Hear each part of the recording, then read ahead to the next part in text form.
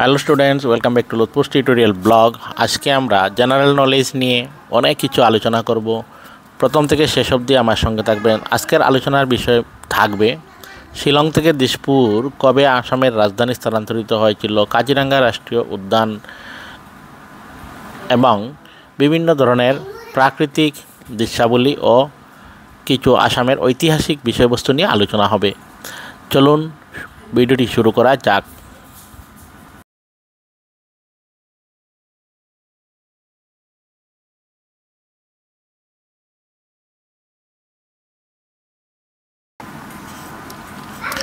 প্রথম প্রশ্নটি হচ্ছে, প্রাচীন কামরূপের রাজাগণের রাজকীয় প্রতীক কী ছিল? সেটার উত্তর হবে হাতি। এরপরের প্রশ্ন হলো, রংঘর কাহার রাজত্বকালে নির্মাণ করা হয়েছিল?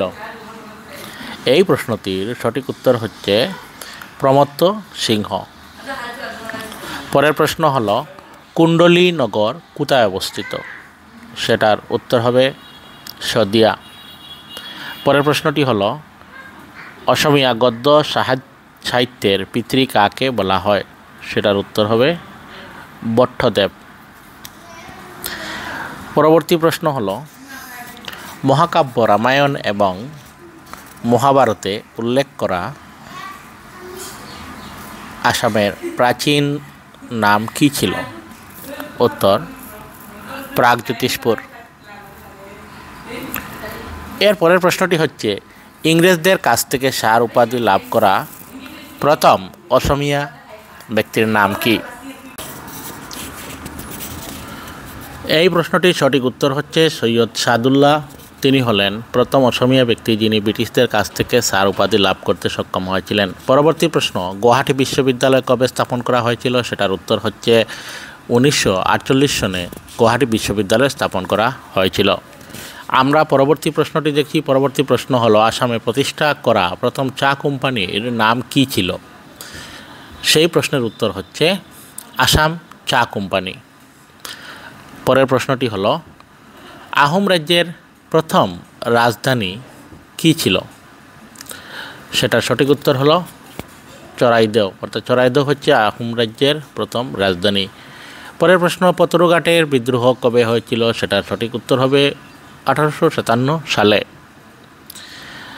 11 নম্বর প্রশ্ন হলো, কোন বছর আসামে প্রথম ছাপাখানা প্রতিষ্ঠা করা হয়েছিল?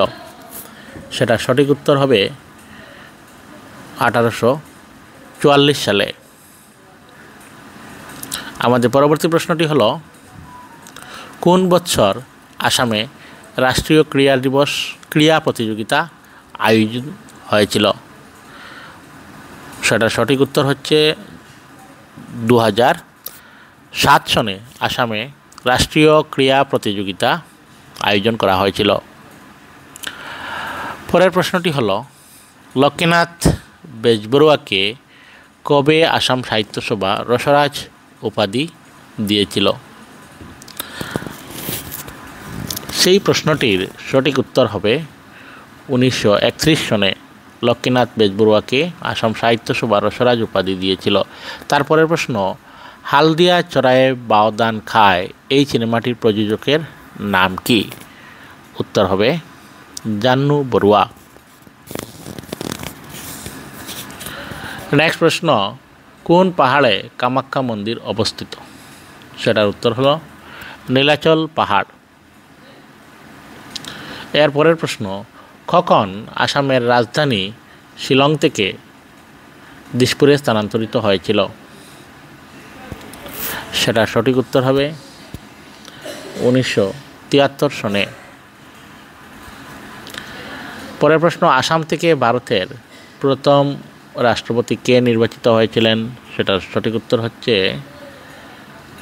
ফখরুদ্দিন আলী আহমেদ। তিনি হলেন প্রথম অসমীয়া যিনি রাষ্ট্রপতি নির্বাচিত পদে আসীন হয়েছিলেন। পরের প্রশ্ন, 2021 সনে ডিসেম্বর মাসে অসম বৈভব পুরস্কার কে পেয়েছিলেন? সেটার সঠিক উত্তর হবে রতন টাটা। উদ্যোগপতি রতন টাটা অসম বৈভব পুরস্কার পেয়েছিলেন। নরেন্দ্র মোদী স্টেডিয়াম ভারতের কোন শহরে অবস্থিত? সেটার উত্তর হবে আহমেদাবাদ। আমাদের পরের প্রশ্নটি হচ্ছে সূর্যের নিকটতম গ্রহের নাম কি? সেটার উত্তর হলো বুধ। ধন্যবাদ সবাইকে।